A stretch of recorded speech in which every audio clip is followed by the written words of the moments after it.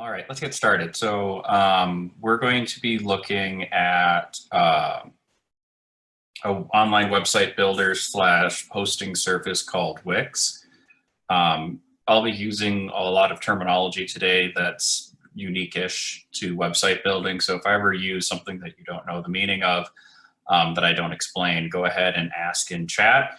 Chances are you're not the only person with that question, so it would be good to ask so everyone can know. There are files available for you guys to download. They're not required. They're just kind of generic files that I'll be using today during this workshop. But you'll need to make a real quick Wix account in order to follow directly along.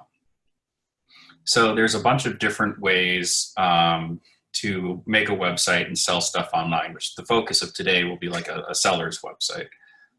So like you can use a pre-made platform like Etsy, which one of the big advantages of using something like Etsy is that it has a built-in user base. So like if you don't have any sort of clientele, or you're not good at marketing, or you don't have like a storefront that's already going to start pushing people towards your website, something like Etsy can be really good to start with, but there's some pretty big disadvantages to Etsy as well. So like if you're in the fine arts, there's a pretty big stigma against it, and that can show up in some other areas as well. And then the big one is that you're tied and trapped to that platform. So as Etsy continues to change and evolve, usually for its seller's detriment, to be honest, having followed it for a while now, you're trapped. So that's one of the problems with Etsy is they take a fair chunk of your income, and you're kind of trapped in the platform because it'll be difficult if you build a volume expectation and a clientele base through Etsy. It can be difficult to transition it away. So that leaves you with a couple of other options. So like if you have your own personal website already, you can use something like Shopify or PayPal to add like a shopping cart feature to your own website that's made, like in WordPress or something.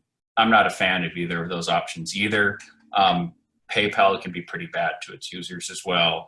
And I just really just like Shopify's interface. That's kind of a personal thing. But both of those are also really good options for building and selling on the web, so building a website for selling. The other two major website services that you see for hosting websites and even store websites would be Wix and Squarespace. And it's gone back and forth a little bit on which website host and service was better. For a while their Wix websites were pretty slow and a little glitchy, which really kind of pushed Squarespace to the forefront. And then Squarespace's pre-built templates really are just pretty stellar. I mean, like they're good. Although one of the big drawbacks of how good their templates are is that they're very popular. So like if you go, browsing the internet for a bunch of small businesses, you're like, oh, that's a Squarespace website. That's a Squarespace website. Oh, that's Squarespace Forte. Like you look at it and you're like, I know those. I know what ones those are. So we're going to use Wix, which is free to get started in. And then if you want, you can start giving them money to like make one free of their branding and start being able to sell stuff too. And it's fairly inexpensive. So let's go ahead and transfer to a screen share so we can take a look at Wix. And Chrome. Share. There we go. Hopefully everyone can see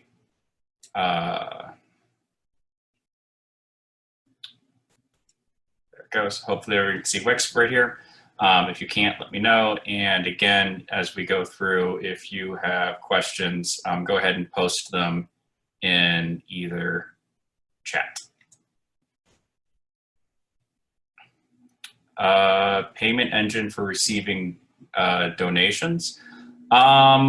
You've got a bunch of different options out there. I mean, you could, if you just want it to be tied to nothing, PayPal's really easy to just kind of have donations set up through. And then there's a bunch of other services that can do donation setup stuff. Assuming that you're not doing adult content, Patreon can be really good if you're going to be continuously delivering some sort of content. So that can be a really good way of doing donations, since a lot of donation things often have some sort of, like goal or thing attached to it. So I would take a look at either just setting up like a PayPal donate button, or one of the webcomic tip jars, or Patreon. All those are pretty good options for that. All right, so once you hop into Wix, you got to build a website. So once you're logged in and set up, which is pretty generic, it's pretty much the same as it is in all of these. You'll just click on create new site, or right off the bat, it'll probably have something set up for you to start creating a website. And it's going to ask what kind of website you want to build. And all this is doing when you click on one of these is it's going to list certain types of templates. So like if you're not sure on which one of these you should click, it doesn't actually matter. So don't be caught by that. All it is, it's going to show us different templates. You can use their pre-builder right here. It's decent. It's not stellar, but it's decent. Or you can choose a template that you like, and this is the option we'll do today. It's the one I would recommend. And it gives you a bunch of templates for you to view and then edit. So like there's tons and tons of them on here. They're all a little generic, but that's good. So this is one of the things that people can have a lot of trouble in when they're first building a website or trying to figure out a website, is that they're going to try to make something unique. And yeah, your content on your website should be unique, but when you visit a website, and you'll notice scrolling through this, they all have something in common. They all have certain things in common. That's good, because you've got 6 or 7 seconds or so when somebody opens up your page for them to find what they're looking for, or they're going to leave. So like you'll notice that the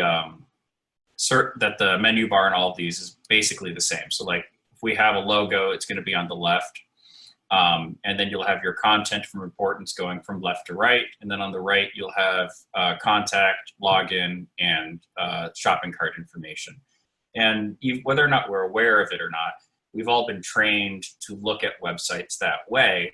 And if you start breaking that mold, people are going to get really angry at your website. So when we're building these guys, these templates are really good, because we don't have to know as a user a lot of web design. We don't have to know a lot of web design in order to be doing okay at making something that's worthwhile. So our website's goal is going to be selling stuff. So I'm going to look for a good website that has like a nice splash page, and then something called like a call to action. So like a call to action is, for us, it's going to be buy my stuff, because that's what I want you to do. And a call to action is like when you're looking at the page, what's going to grab my eye first? And hopefully it will be something like a buy now features, like this Access Group one and the successful use. It's like successful use. This, in our case, my stuff, buy it button. Or like this Access Group one's like, I'm the Access Group, here's my information, so get started. So I'm going to go ahead and click edit on this one. Excuse me. And it will pre-populate their website builder with this template and its content. And what's really nice is I can just go through and change the main content while keeping the layout the same. And then if I want to modify the layout, I can. So when we're on a website page, in Wix, we're going to have our menu bar, we're going to have our toolbar, and then we're going to have our customization on the right. So across the top, menu, across the left, tools, basically, and across the right, tool modifiers almost, like or options. When you're looking at a website, you've got kind of 3 main areas. You've got like the body. So this is where we normally think of as like the website content. We've got our header, which is almost always going to contain like a logo and our menu. And then down at the bottom, generally you'll have a footer.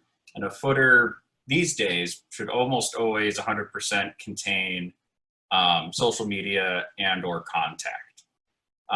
Earlier, you'd put a lot of sitemaps in here, and sitemaps are very useful to put into a footer for websites with a lot of pages. But we're not going to be making a lot of pages, so we don't necessarily need a sitemap. Although if you start researching something called SEO, which we'll talk a little bit more about that later, a sitemap can help a little bit with SEO as well. All right, so On any one of these pages, we can click on the content and we can start editing it. So like for Axis Group, we will put in, you know, exotic mantises. And then like this financial consulting thing, I don't necessarily want, so I'll just click on it and notice how like it highlights it as text, and I can just hit delete and it's gone. And then this get started button, if I click on it, I get some options. I'm gonna click change text. And let's say I want it to be by mantises.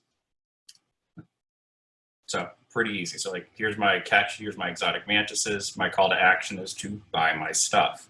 So when you go onto any single web page, first thing you should notice is what's the website about and what you want them to do. So exotic mantises, I want you to buy my mantises. Spoiler, we're making a mantis website. We'll have to change this in a little bit because notice where it's asking to link to, it's linking to services. We'll have to turn this to a store in a little bit. Now let's say I want to do more editing on this text. So like I'm gonna click onto the text once, and I can click either edit text or I can double click on it, and I'll get text settings. Now in text settings, there's going to be these heading labels and these paragraph labels. And superficially, all they look like is, you know, make my text look bigger or smaller or different. It's like, what? Who cares, right? And all this is like pre-set up styling that somebody's done for this website. It's like, what does my heading 3 text look like? Behind the scenes, picking one of these themes rather than just being like, I want my font size this, this, and this, and it's, you know, actually just labeled, you know, paragraph text, and I've just made it bigger. Picking one of these themes instead, especially these heading ones, is extremely important. So when services like Google go through and they look at a website, they're like, what is this website about? What is it doing? One of the things they're going to look for is your heading text.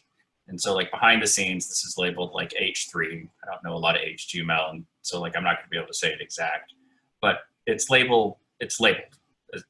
It's labeled H3, or like this one's going to be labeled H5, and it's going to refer to that text as being more important than down here in this paragraph text. So like anything I put in as like a heading text is going to show up as almost like a keyword. So like when somebody's Googling something versus what I've written in my heading 3 versus my body, it's going to weight this heading text much more importantly for returning search results. So for people looking for your website, you know, naturally, rather than knowing how to go to it, picking these different headings and paragraph text labels is extremely important.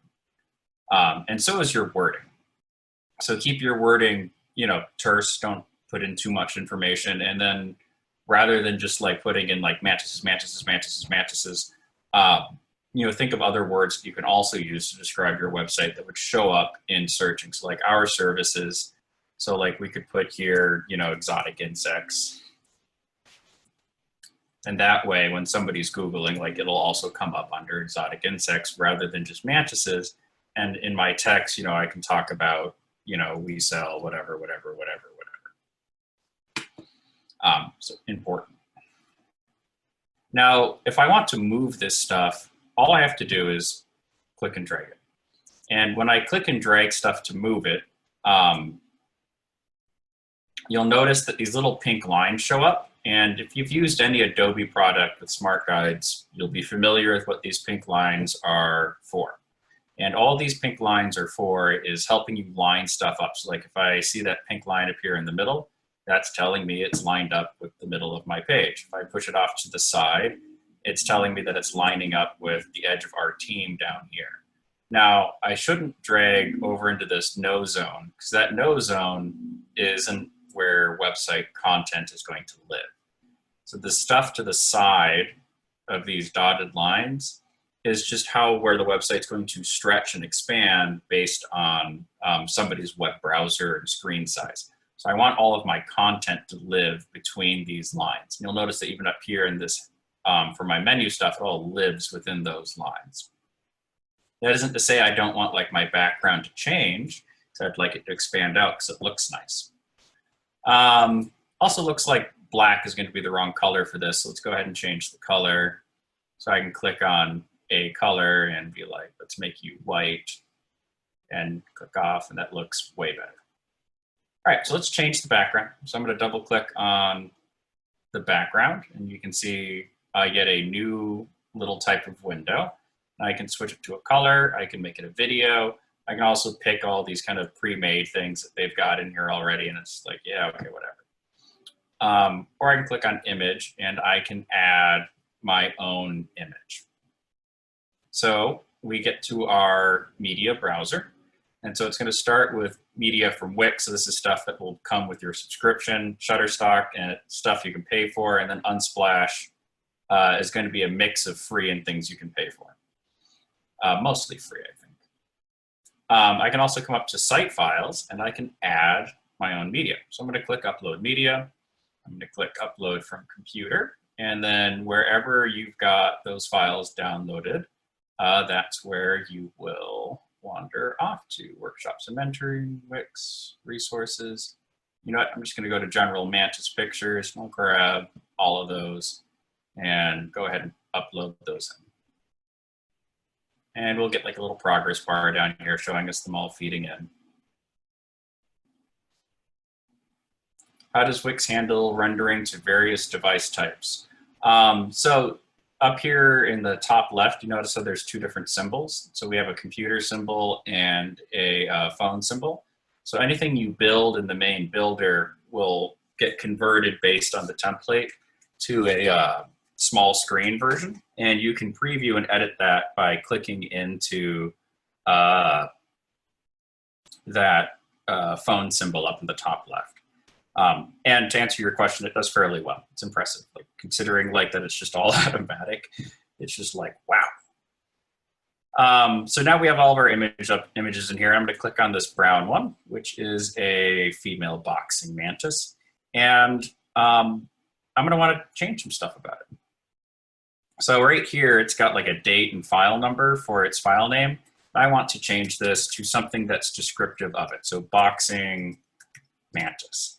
And the idea, again, is when Google or another website machine is going through and searching my website, and it's trying to figure out how to display images, rather than being a incomprehensible pile of numbers, which is very important to me, but not to Google, if I have a boxing mantis, it will know what it is and display it when it's relevant. And so I'm going to change my background to this boxing mantis, so I'll click Change Background, and we have it as a nice splash now. And there we go. Maybe move exotic mantises up like this, and we'll move by mantises over. So it looks a little bit better, but you know, it doesn't look that great. So maybe like I actually want to stretch this down and show more of that mantis, or maybe not, maybe stretch it a little bit less. Or maybe I want it to be a little bit more interactive. So if I double click back into that, I get this very cool scroll effect that I can add to it. So I'm going to click into scroll effect, and why don't we try reveal? And let's see what changes based on that. Let's click preview. You can always preview how your website's going to look to like everyone else by clicking that preview button. You can see now that my content slides up over that image now rather than scrolling. Which really helps make it feel more like a professional website. So I'm going to click back to editor to get back to my ability to change content. So like you can come through and you can customize this rest of your homepage. Like it's not very difficult. Again, you just double click onto it. Oops, not in the blog post, that's a feeder. But like you can double click onto it and you get the content where you can start changing images and text. And again, really important, make sure you're using your header stuff. When you get down to your footer, anything you want to be in your footer, you need to click and drag into it. So it's highlighted in this orange, so it stays in the footer region and it's labeled that way. So again, when the web crawler looks for it, it knows what it's doing. And then I would also come in and you can set your social links, add icons and bring them in from like the media builder in Wix. This part isn't too hard, so I'm not going to spend a huge amount of time on it. But make sure you have social or contact in here. Like I would definitely even add, like an email link or something else like that in here as well, which is missing. So like, how do I add stuff? Right now I'm just, using things that are here, but like there isn't an email link down here. So I could click add. An add will populate this magical little series of basically everything you can put in here that will allow you to add it down here. So like I could do it as a text and manually make that text into a link, or like I can come down to, let's see what's in interactive contact. So like I can add in like a whole contact feature bar. None of those really look like what I want. Let's take a look at contact forms. Maybe I want to put a contact form in there like this one. And I just click and drag it down in there. And it appears as a form. It'll take it a second. And notice how like it didn't quite end up in my footer. It's in my body text right now. So see how I can do this move to footer now? Doink. Now it's in my footer. Notice how it's highlighted orange. So that's telling me that it's in my footer. I'm going to line it up so I get those little purple lines telling me where it's snapping to. And now I can have them send me their email address, which is really nice. It looks like I'm covering up that other content, so I'd need to spend a minute moving that stuff up and out of there so it can be accessed. Now to customize this, I'd go into form settings.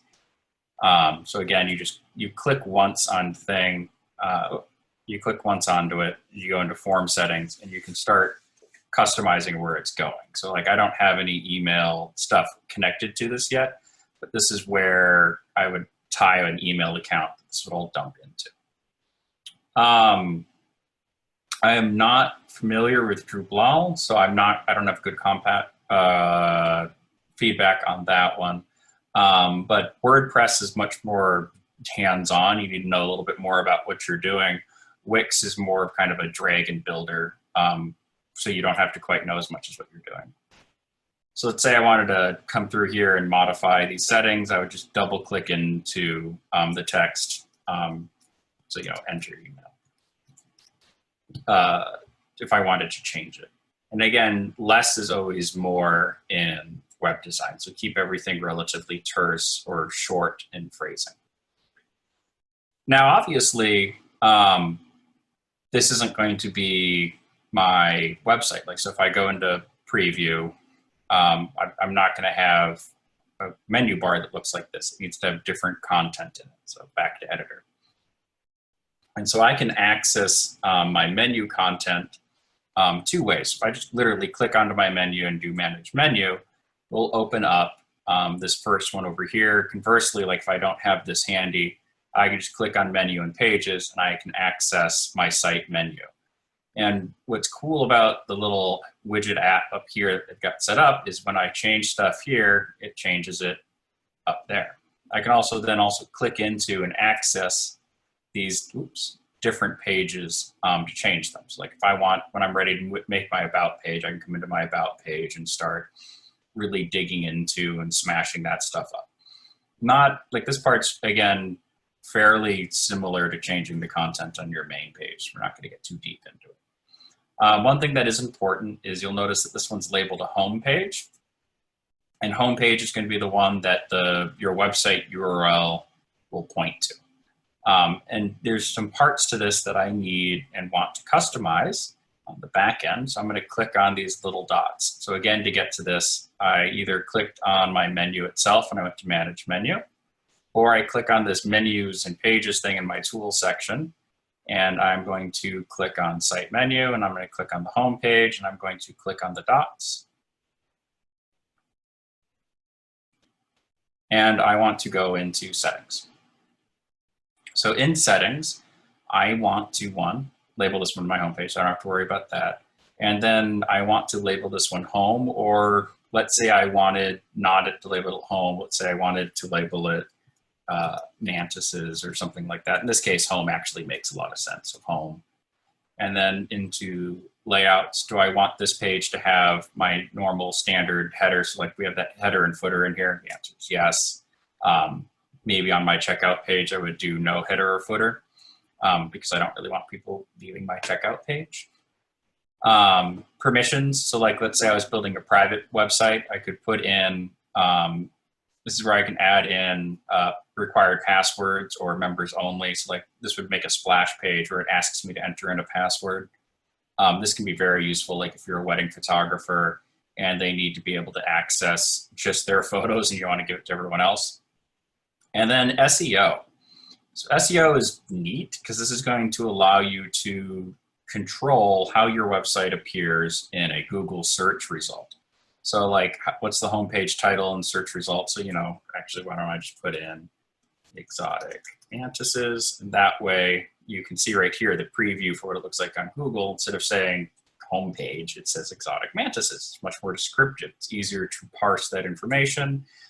And then I can add a description that will be the text that appears underneath it. So buy and learn, if I can type, about exotic praying mantises. And so when somebody, you know, looks at my website on Google, they see exotic mantises and they see a little description. So again, a very important change that you'll want to make to your website. And you'll want to go through and do that for each page. You can also control how it looks like when it gets shared socially. So like when you're sharing something on Facebook, what the thumbnail of the website looks like. And so, you know, we could upload, you know, a fancy picture right here, you know, throw that one in there and add to page. And so now when somebody shares it on Facebook, it says, you know, website URL, exotic mantises, buy and learn, and that's the image that they see. Advanced SEO, I would leave this alone until you go through some serious tutorials about SEO. And that's one of the nice things about Wix is, especially over Squarespace, is that they really hold your hand and help you a lot with SEO because that's makes your website findable. SEO, if I haven't said it before, by the way, stands for search engine optimization, how easy it is for a search engine to find you. All right. So like all of this, if you're familiar with any sort of graphic program, it's all the same. And it's intuitive-ish. Like if you play around with it, it's like, yes, I can mouse over something and click and drag. I can come into app and I can just click and drag and add this to anywhere. The part that can be hard is the store part. So let's take a look at building a store. And I always forget where they hide this. Exact market. No.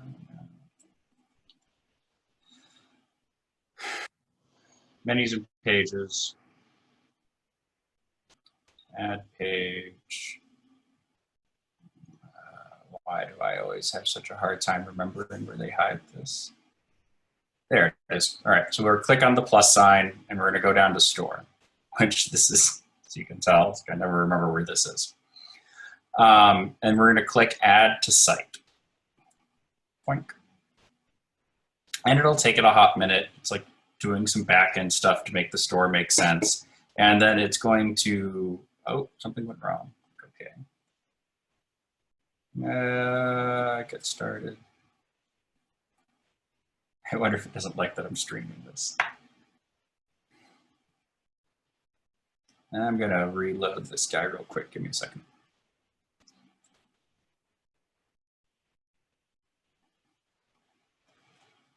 Do we have any good questions right now? All right, let's go back to the store. Store, add to site.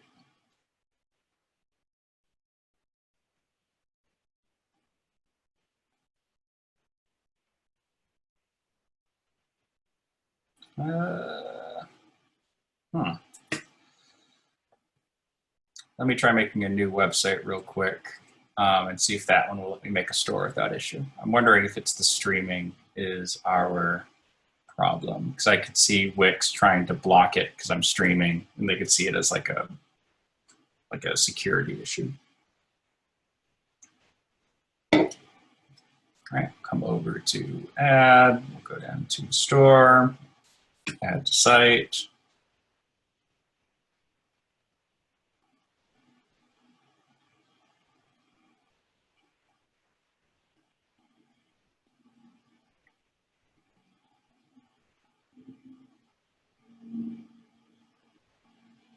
And one of the nice things about this is if you do have problems, you have more time than somebody teaching a workshop, Wix is fairly good and responsive help. Because again, their goal is for you to use their product and make money with it. Because if you are making money, they're making money. All right, so now we're on our store page. So it'll now appear in there, right here underneath shop. So it'll appear in your menu for you to be able to access. They'll automatically build a cart icon for you. Cart icon goes on the right. Cart icon goes on the right. If you're ever wondering where to put certain types of content, especially in menu bars, look at other websites and follow exactly the same suit. Like the best metaphor I can have for search for these menu bars is it should be like when you walk into a store, you're at the entrance. You know, you've got the checkouts off to the left or right or whatever and you look up, you're like, I need to find X. Is their signage over all their aisles good enough that you can look and be like, I know where everything is? So like when you walk into a Lowe's, because they've got it stellar. You walk into a Lowe's and you look down that main aisle system along the checkouts, you can 100% find a topic that is probably going to have what you need. Versus like you walk into a Hobby Lobby, their version of that signage is those things going along the entire border of the store, and it's got like text too small on it. It's kind of almost abstract pictures on it. And you're like, I don't know where anything is. So think about the difference between that. Hobby Lobby, it's too small, too wordy, too many, versus Lowe's, where it's giant block text, super easy to read, single word or 2-word labels, and you're like, I know where I'm going. So that's how you need to treat your menu bar. Anyway, so products. So pre-populated a bunch of products. That's nice. And whenever I build a new product, it will automatically appear here in my shop, which is cool. And I've got some customization in here if I wanted to double click into it and start modifying things. In this case, I want to look at making an actual product. So what does it look like to have a store in here? So if I just click onto this, I can click into Manage Products, or in the My Store area, it's doing that window right now. There'll be an area that you can get to Manage Products. So you'll click into Manage Products, and this will allow you to build your own and delete out these guys. So like, you know, I'm just going to do select all, and then I take off one of them, and I'm going to delete all of these extraneous ones. Yep, go away. Then I can click into a product, and I can start customizing it. So like here, let's say I don't want these images. Let's make this a mantis. So I'm going to click Add Images. I'm going to upload media. Again, I got to upload it again because I switched sites real quick since it didn't like it. And I'm just going to grab this guy, little female Carolina mantis. I'm going to upload it. And again, either you can upload everything and do this at once, or you can do this as you go. Always change the name. So Carolina mantis.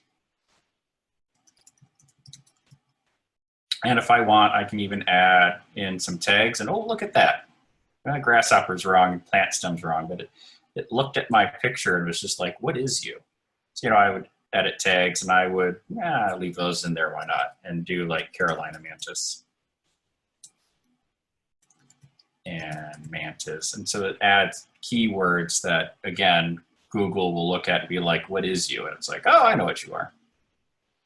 File info, you don't have to mess with this stuff.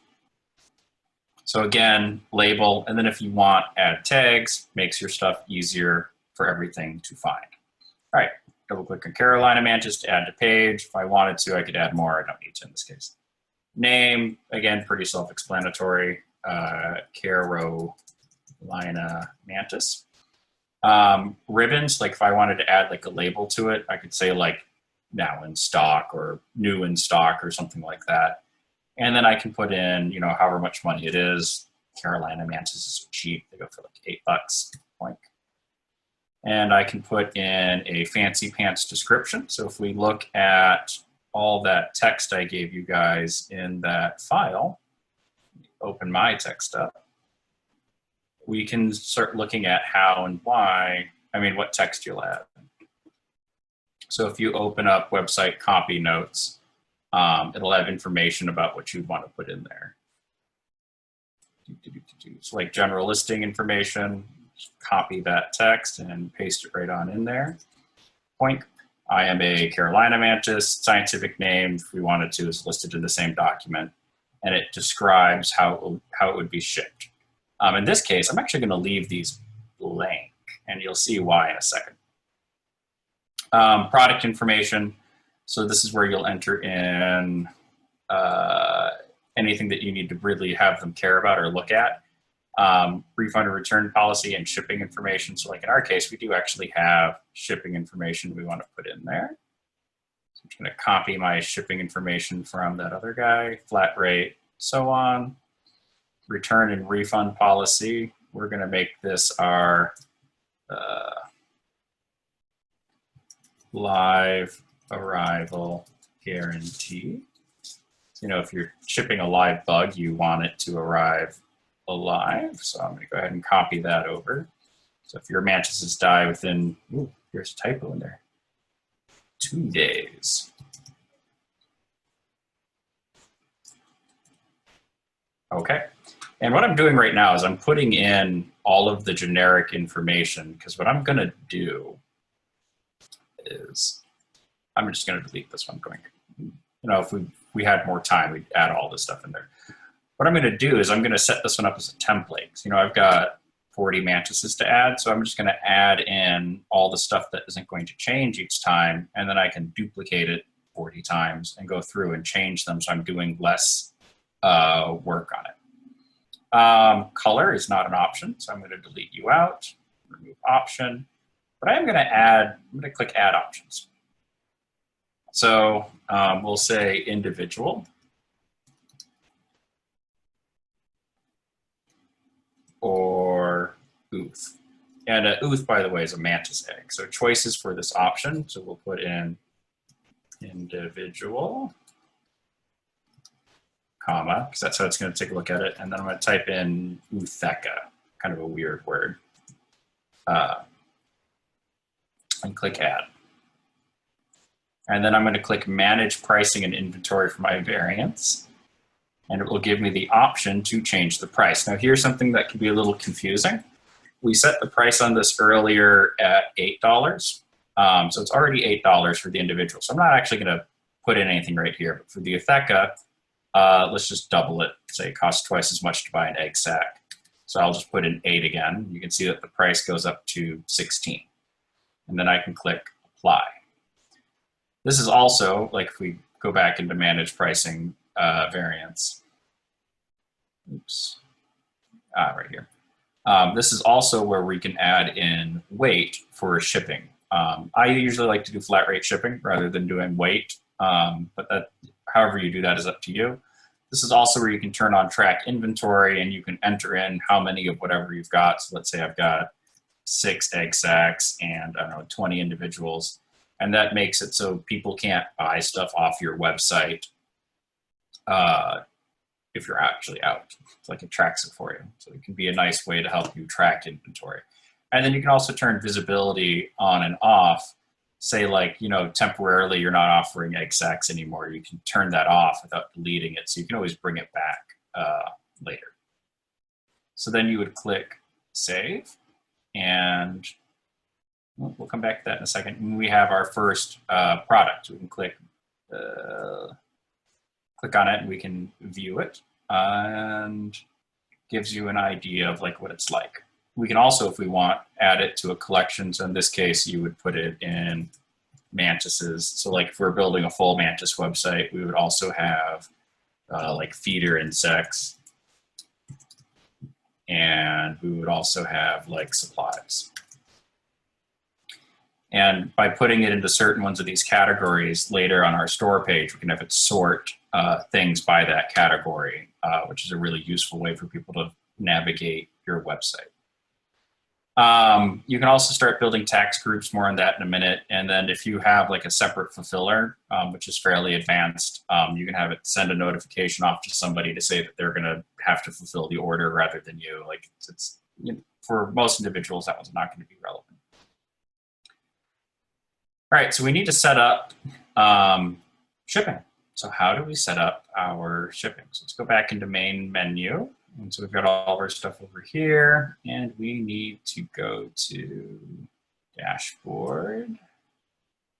And we have like all the things we need to go through for setup. And we need to do setup shipping regions. So we click on that, click setup. And this is where we can start figuring out where and what we want to ship. So in our case, you're shipping insects, so no international boundaries, please, so go away. And I have my domestic shipping. So I'll click on edit shipping. And if you want, by the way, like if it's going to be the same no matter where it's going, you can click on add destination and throw in whatever country or location you want. And then you got to figure out how much it's going to cost. So you can click on shipping, free shipping right here to calculate it. Flat rate is the one I like to do because I think it's easiest to ship things by the flat rate boxes from USPS. So like, it costs $8.39 or whatever to ship a medium box. This goes in a medium box, $8.39 shipping, check mark done. Like super easy. You can also do rate by weight. So you can put in how much it costs based on a weight range. So like, let's say you're shipping heavy stuff, you can say like, past 20 pounds, it'll cost this much. If it's under 20 pounds, it costs that much. This requires you to set up weight with all of your products, which can be very labor intensive though. And then, if it changes, it changes. And then sometimes customers get really mad when shipping prices change based on weight because they're so used to Amazon. Rate by price, so like if it's ridiculously expensive, you can make it more expensive to ship. By product, so like you can say, you can set up specialized product groups and each product will cost a different amount to ship. So let's say mantises. And you can bring in stuff within that certain group, done. And you can set up shipping just for that particular type of product. So let's say you are somebody like me where you're selling, your main thing is all pretty much exactly the same weight and size. You can set that up as a group, and then the weird stuff you can set up as different groups. So rate by product can also be really good. USPS calculated rate, this one's interesting. It will try to calculate the rate based on the service and package type.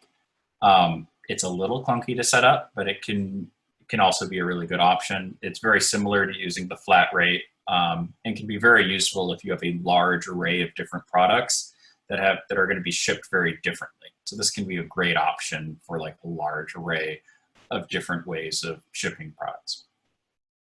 But again, you got to weight system again, sad times. Discard changes. So you'll want to set up your store shipping, store tax. This one, unfortunately, isn't automatic. But basically, if you want to collect tax here, you got to set it up. Otherwise, at the end of the year, when Uncle Sam requires his due, you have to calculate it all out. So like if your prices already include tax, you don't have to do it. Add tax, you'll set up your country, you'll set up the state, because each state has its own sales tax, and you have to calculate it. So it'd say, it's 7.5% or whatever, and you click save. And now people that have a IP address from Alabama will be charged a 7.5% tax rate on anything they buy from you. which if you're running a small business, collect taxes. Don't play that game with Uncle Sam. It's not worth it. It's not worth it. SEO, it's going to be that same thing. There's a lot of really good search engine optimization things from Wix to go through, but you're definitely going to want to do your search engine optimization. And then social, you know, like what does it look like when somebody shares this product on the web? You'll also want to put in accepted payment methods, credit card, PayPal.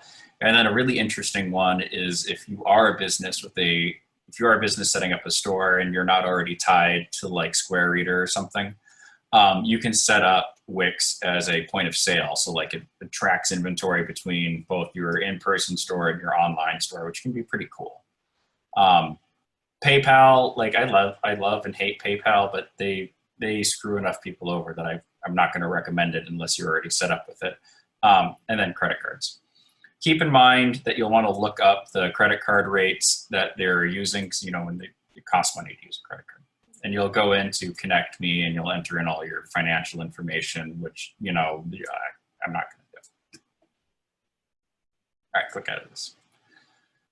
So you can see now we've got our single, you know, object here in our store. And this is where I can come in and I can start changing the settings about how and where it gets displayed, like feeder insects, mattresses, supplies. So I can set up separate shop pages for each one of these product types in order to display the product. And then I can go through these individual settings and be like, I actually want it to look like this with the box around it. I would like my image done to fit rather than to crop. Like it basically follows all of the other kind of neat tricks that the rest of Wix will have you set up to do. All right, before I start moving through the wrap-up stuff, does anyone have any questions about like how do I do X, how do I do Y, or similar question for Wix before we kind of go through the closing part of this?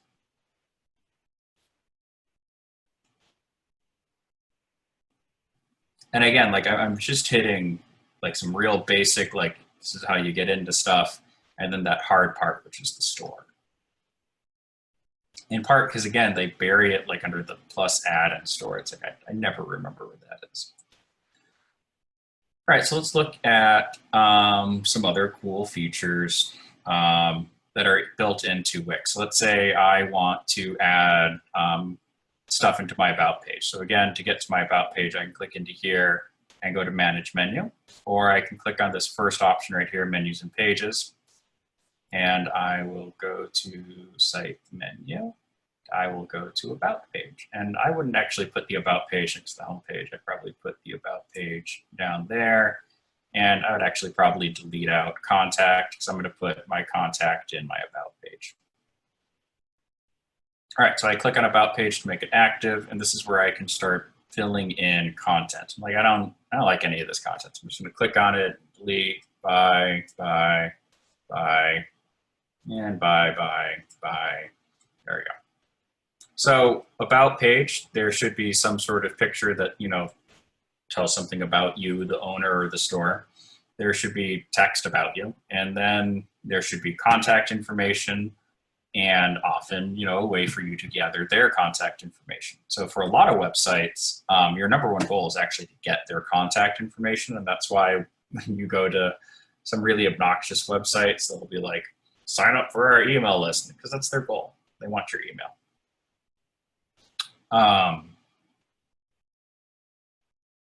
I've got the editor up, and it looks, or you're inheriting an existing Wix website. Do you know how old it is, Steve? Because I could see it being grandfathered into an old one, and you need to convert to the new one.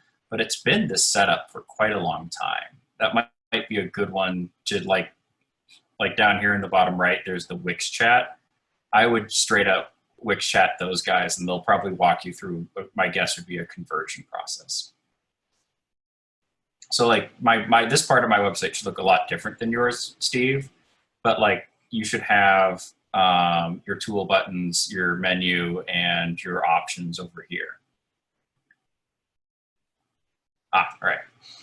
So anyway, I'm going to click add, and so, text, image, button. Buttons are cool. But what I want is either interactive or I want a contact form. So I'm going to go over to contact form. I'm just going to click and drag one in, and it's there. It's that easy. You have a contact form. And then you can reposition it by clicking and dragging it around. Let's center it. There we go. And then I want to modify it. So I'm going to click on it, and I go into form settings. Settings, email notifications. So like who gets the emails, they're going to go to my personal email account. That's how I have it set up. It's whatever email account you logged in with. Submit message, like what does it say when you submit it? And then you can also have it go to like a whole new web page. That's irritating. I would just have it pop up a message being like, thanks, bro, you're cool. And then you can also set for how long the image appears. Payment, we're not doing payment, contacts, automation spread. We're not worrying about any of that. But make sure that it's going to the right website. Now for fields, like it has first name, last name. So here's where you have to like ask yourself a question. What you're really going to want to do with this is tie it to like MailChimp, which will build a customer database for you that you can then send out mass emails to. And here's the tickler. Every single spot that they have to click on and put something into decreases the chance they're going to do this. So like in the most bare bones version of this, I would take off message, I would take off phone, I would take off last name, first name, and just email. Because at the end of the day, I really just want their email. But if I have their name, I can make fake customized emails. And if I split up the name entry between first and last name, when that goes into my spreadsheet for MailChimp later, I can have it populate first and last name off of those channels, off of these submission areas. And when I do that, when I send out those emails later, I can have it be much more customized to display their either last name or first names, like from being very conversational. I'll be like, hey, Joe, check out my new product. Rather than like, Joe Schmo or Mr. Schmo. It's like you can have it do that stuff for you. The other thing you have to ask yourself is when you click on one of these forms and you click on edit field, there's the most important checkmark box that you have to decide if it's going to be hit on or not, which is this field is required or not required. So this comes down to the same argument about should you even have it up, followed by should you make it required. So I'm sure everyone's filled out a form and they didn't want to put in their phone number or whatever, and you did, and it's like, this field is required. And you're like, cool, I'm not filling this out anymore. This is where you can decide. So like at the end of the day, I would like their first name, I would like their last name. The only one I really want is email. So this is the only one that I'm going to have be required. So I'll go through and I'm going to check all of these guys in the edit field thing and make sure that only that email one is required, because that is my number one goal, is getting that email. Getting somebody's phone number, no. So I'm just going to delete that field. This looks goofy now, so I need to edit this field. So I'm going to click on it, and I get these nice little control points. See these little white circles? So I can mouse over them, drag it over, and it's going to auto snap to that edge for me. And now I've got the contact form set up the way that I want it. So first name, last name. So if they're nice, I can have that for my emails. This is required. They can add another message right here, like thank, which often is pretty handy, and then submit. Now here's another big question. Should you put in your email on your about page? The answer is probably. Some people hate these forms and they want to just email you. Why wouldn't you put your email on one of these pages? Because bots go through websites, and it's not only Google that has these bots looking for stuff, but there's bots that go through websites looking for email addresses, and they sign that email address up for spam. So don't put your personal email in here. Maybe don't even put like your name at your website email in here. Put like your info@mantiswebsite.com here. So like it can take all that spam. So like it's one that you need to look through and go through every so often, but it's going to fill up with a lot of spam if you post an email on your website, which you need to. But just keep in mind, don't put a personal email on there. All right, that was a pretty big whirlwind. We kind of just touched on a lot of topics, but like Wix really isn't just too bad to use. At the end of the day, if you want to change it, you click on it, and you can click edit text, or you can double click on it to get to however else you can edit it. And you can deep click, so like form, double click, and I'm editing just that part of it. Almost all of Wix is going to be this customizable. Very nice. Everything else is click and drag. You can manually enter in positions with our stuff right here. And then our store pages, again, make sure you build a template and then you can duplicate from there, because I think that's the easiest way to do it if you've got a repetitive one. And that will automatically spawn your cart. And then you can go into manage store to start managing those products. Before we wrap up, this is your last minute or two to ask questions. Otherwise, we'll call it a day. Is integration fairly easy with popular fundraising items? I mean, you could set that up with the store, or you should be able to just drop in like a PayPal link if you want, or you can add a payment method. So let's take a look at that right now. So let's drag in a payment. And yeah, so you could just customize this to be, rather than like a full payment thing, it could just be like donate. See if they've got other good ones in here. Yeah, here's even a donation pre-set up one. And you can drag that in, and then whatever kind of account that you have this tied to, you know, when we go, is where the donation will go. So let's see, form settings, payment, get started. Next. So like,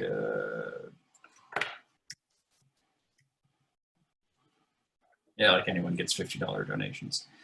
So basically any payment method that you've got attached to your Wix website is how it will come in. So like if you use PayPal, you can add PayPal. Let's see what else is available. So Alipay, Pinwheel, Manual. So this is like for in-person, for money, cash. Point of sale, that's for credit cards. So however you want to set up whatever account you want to tie to this, it will go to. So like for Wix credit cards and debit cards, you can tie this directly to a non-for-profit bank account, and it will deposit directly into there. Does that make sense, Steve? I should stop saying it. Does that make sense? All right. All right, well, that's about time. Again, Wix is a great website builder. It's very customizable, and I hope you guys enjoyed tonight. I'll hope to see you guys around.